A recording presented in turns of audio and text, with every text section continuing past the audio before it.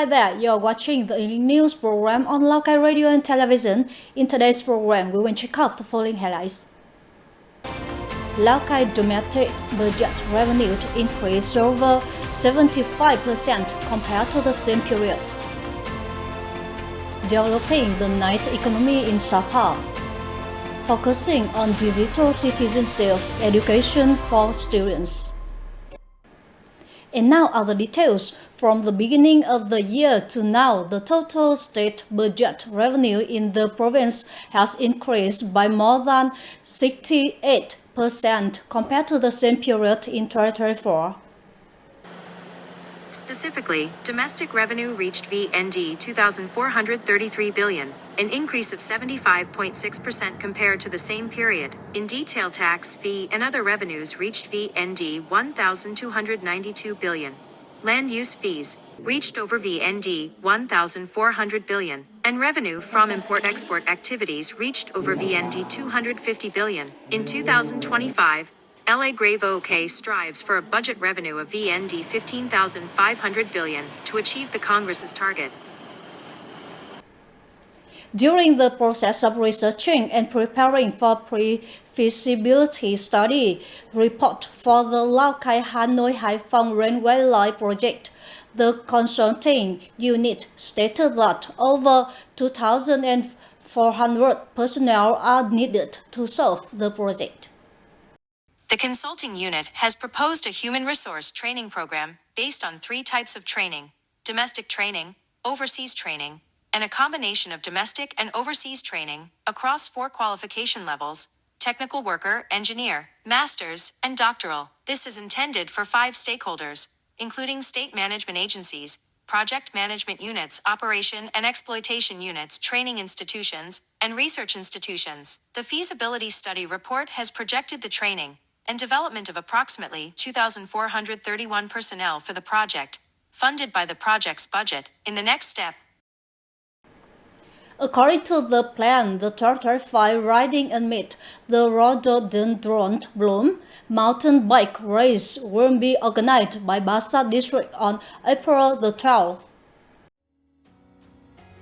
The race is divided into 2 age groups: men and women under 40 years old, and men and women aged 41 and over, competing in the individual men's and women's amateur cross-country discipline. The race distance is 20 kilometers, with athletes starting along the route Song Ma Sao Ethnic Minority Boarding Secondary School, Den Song, Wai Tai, through the Wai Tai Old Growth Forest, finishing at the intersection leading to Phin Ho, Mo Phu Chai Village, Wai Tai Commune, Bat Sat District. The tournament is organized to promote the physical exercise and sports movement.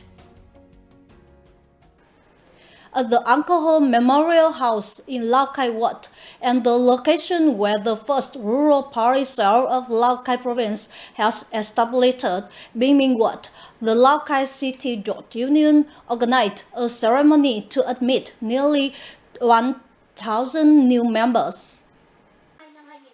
This is a practical activity of the city's youth to celebrate the 94th anniversary of the founding of the Ho Chi Minh Communist Youth Union, March 26, 1931 to March 26, 2025. The party congress is at all levels for the 2025 to 2030 term, and other significant events of the country and the locality. Nearly 1,000 new youth union members admitted this time are outstanding individuals with good qualities and ethics, who have made many efforts and strived in their studies, set an example, and actively participated in activities launched by their schools and localities. The youth union admission ceremony is held at historical revolutionary sites to educate young people about patriotism and revolutionary ideals, contributing to building an increasingly strong and developed youth union organization. With the slogans White Road, Bright Place, Many Flowers, people agree, rural area developed. The campaign All People Unite to build new rural areas and city life urban areas is receiving positive support from official party members and residents of Bao Thang district.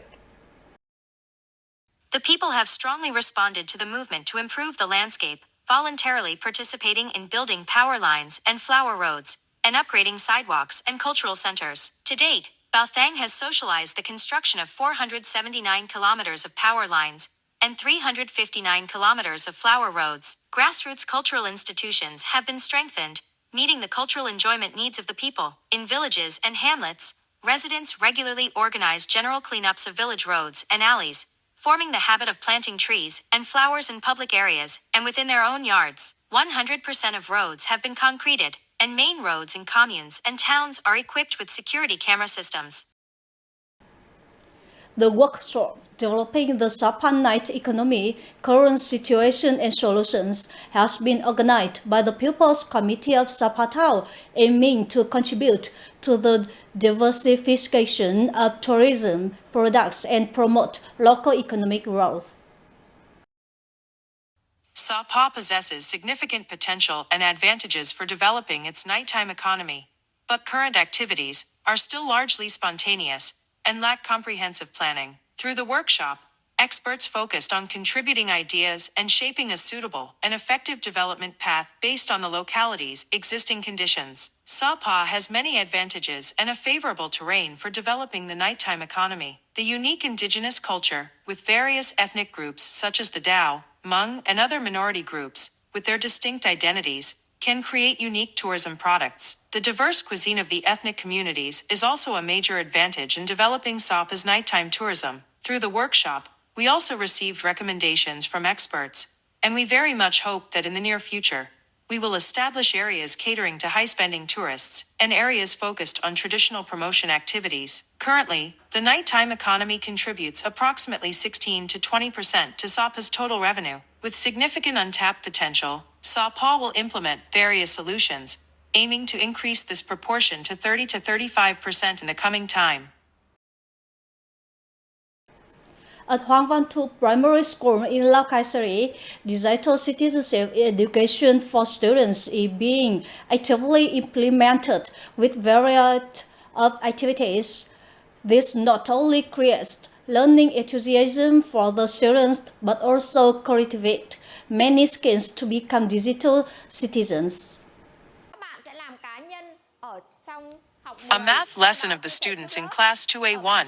Instead of traditional teaching, the teacher combined electronic lectures and online games, creating an engaging and exciting lesson with active student interaction.